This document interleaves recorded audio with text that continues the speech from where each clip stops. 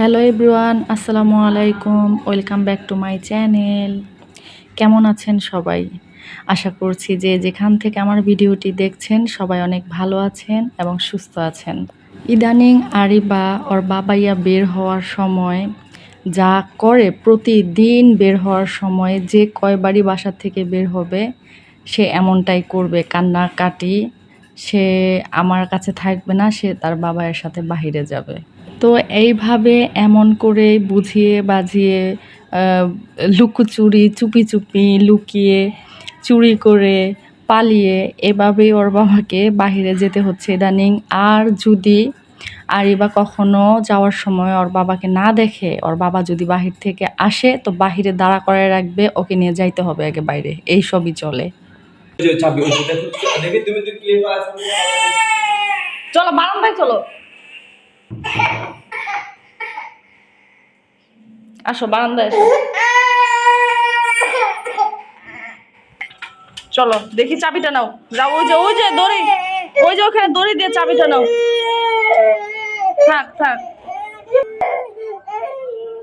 এই যে এদিকে বাবাইয়া, এইদিকে এইদিকে না, উঠাও এই চাবিটা উঠাও। এই যে এটা দেখি তো বাঁধে দিল কিনা। এইদিকে অনেক কষ্টে আরিবার কান্না থামিয়েছি, একটু খেলা করেছি ওর সাথে, তারপর নাস্তা তো আগেই করেছি। তো আরিবার আর আমার আরিবার ভালোই ঠান্ডা, তো ওর পরে আমারও একটু গলা খুশখুশি লাগছে, একটু কাশি কাশি ভাব। তো চলে এসেছি এদিকে আদা লবঙ্গ দিয়ে রং চা করে খাবো, যাতে একটু আরাম পাওয়া যায় গলায়। আর এইদিকে আরিবার কুলে চড়ার বায়না। না,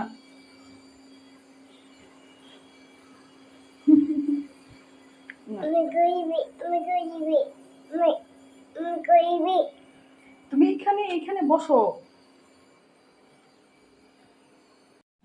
এইদিকে আদা লবঙ্গ দিয়ে ঝাল ঝাল করে রং চা করে নিয়েছি, হালকা একটু লবণ চিনি দিয়েছি অল্প, যাতে গলায় একটু ঝাল ঝাল লাগে, ভালো লাগে, কাশিটা নিমিষেই চলে যায়।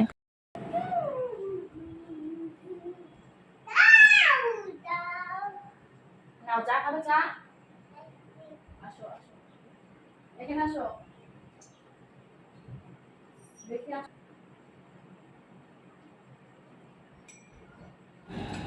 আমার সোনা পাখিটা চা খাওয়ায় এত ওস্তাদ, সে রং চা হোক আর দুধ চা হোক। তবে আদাটা এত ঝাল ছিল, রং চাটা বেশ ভালোই ঝাঁঝ হয়েছে, ওর চেহারা দেখেই বুঝতে পারছেন। তারপরেও খাইতে হবে, আমি চা খাবে। ও চা খেতে ভীষণ পছন্দ করে, ভালোবাসে, ছোটবেলা থেকে ও চা খায়। তেমন দেই না ওকে চা, এরকম আমার সাথে অল্প অল্প খায় আর কি। চা খাওয়া শেষে এদিকে মা মেয়ে বিশাল এক লাগেজ নিয়ে চলে এসেছি। তো লাগেজ দিয়ে কি করব তা আপনারা দেখতেই থাকুন। কোথায় যাচ্ছি লাগেজ নিয়ে, তো যাব কোথাও, তো এর জন্যই লাগেজ গুছানো। চলুন আপনাদের সাথে নিয়ে লাগেজটা আমি গুছিয়ে নিই। লাগেজ আমি একা গুছাইনি, এই যে আমার ছোট্ট কিউট হেল্পারটা দেখতে পান, সেও আমার সাথে লাগেজ গুছিয়েছে, এটা ওটা নিয়ে এসেছে, তার জামা কাপড়, আমার জামা কাপড়, এই যে দেখতে পাচ্ছেন। তো আরিবা এমনই করে, আমাকে কোনো কাজ করতে দেখলে সেখানে তার ঢুকে পড়তেই হবে, না হলে ভালো লাগে না।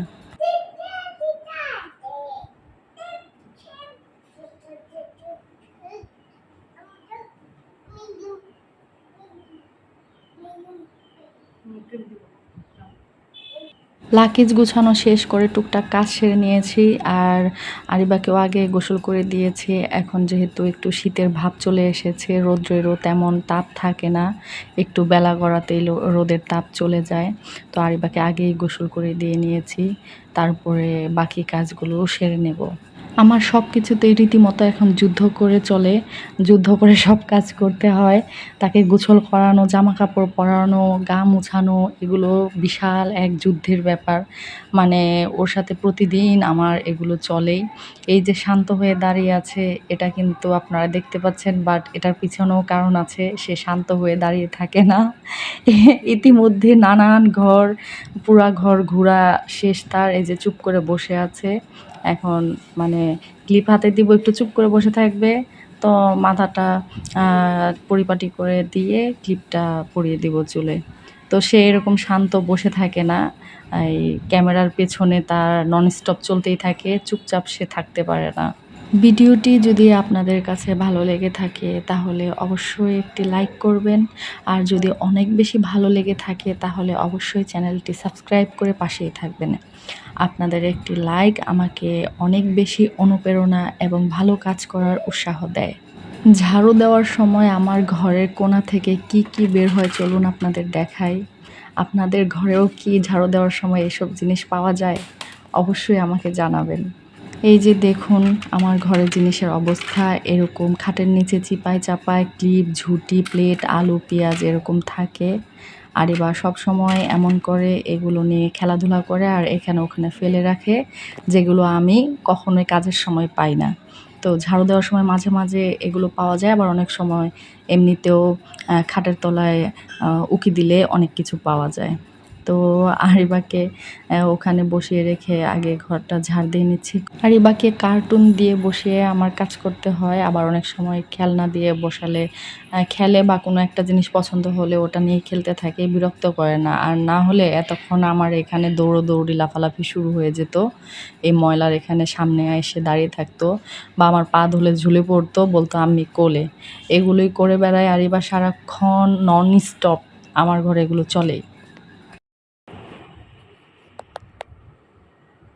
আমি দিতেছি দাঁড়াও। এইদিকে অনেকটা বেলা হয়ে গিয়েছে, আরিবারও ভীষণ ক্ষুধা লেগেছে। তাই ওকে আগে খাইয়ে দিব। খাওয়া দাওয়া শেষ করে ও যদি ঘুমাতে চায় তো ওকে ঘুম পাড়িয়ে দিয়ে নেব। তো ওকে ঘুম পাড়িয়ে দিয়ে কাজ করলে আমার কাজগুলো দ্রুত শেষ হয় এবং কাজ করতে সুবিধা হয়। কারণ আরিবা অনেক সময় দেখা যায় কাজের সময় আমার চারপাশে ঘুরঘুর করে, বিরক্ত করে, যে আমি কুইয়ে বা ওর সাথে খেলতে বলে, এইসব আর কি চলে। এইদিকে আমার সোনা পাখিটা টপ টপ করে খাবারগুলো খেয়ে নিচ্ছে। আমার সোনা পাখি খাবার খাওয়া নিয়ে কখনোই আমাকে বিরক্ত করে না, জ্বালায় না। সে সুন্দর মতো নিজে নিজে এভাবে খেয়ে নেয়, আমার ঘুরতে হয় না ওর পিছনে।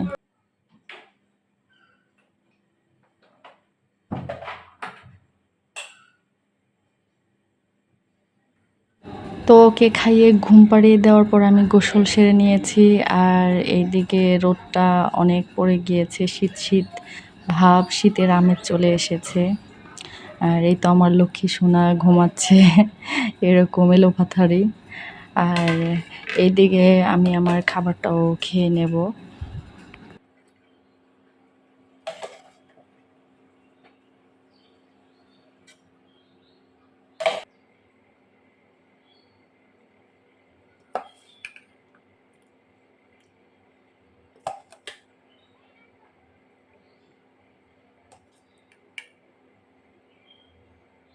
আজকে আর ডাইনিং টেবিলে খাবার নিয়ে বসিনি।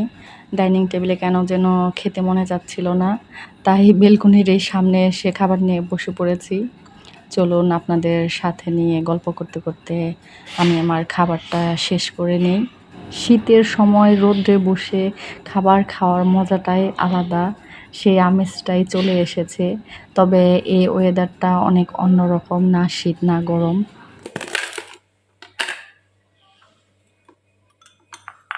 খাবার শেষে আমার আইসক্রিম খেতে মন চাচ্ছিল, আর যেহেতু শীতও চলে এসেছে আইসক্রিমটা দ্রুত শেষ করতে হবে, তাই খাবার শেষে একটু আইসক্রিম নিয়ে নিচ্ছি। বেলকনিতে বসে বসে প্রকৃতি দেখতে দেখতে আইসক্রিম খাওয়া যাবে। আইসক্রিম সবার পছন্দ। আমার মনে হয় এমন কেউ নেই যার আইসক্রিম খেতে ভালো লাগে না। ছোট থেকে বড় সবাই আইসক্রিম খেতে ভীষণ পছন্দ করে। আর এই তো আমি আইসক্রিম নিয়ে বাইরে চলে এসেছি। এখানে বসে বসে আইসক্রিমটা শেষ করে নেব। আমার সবচেয়ে পছন্দ ভ্যানিলা ফ্লেভারটা, চকবারটা ভালো লাগে। ম্যাঙ্গো ফ্লেভারের আইসক্রিমটাও বেশ মজার। তবে আপনাদের কার কোনটা খেতে ভালো লাগে অবশ্যই সুন্দর সুন্দর কমেন্টের মাধ্যমে জানাতে পারেন আমাকে। আর আজকে এখানেই তবে বিদায় নিচ্ছি আপনাদের কাছ থেকে। দেখা হবে নতুন কোনো দিনে নতুন কোনো ভিডিওতে। সে পর্যন্ত সবাই ভালো থাকবেন, সুস্থ থাকবেন, আমাদের জন্য দোয়া করবেন। আল্লাহ হাফেজ।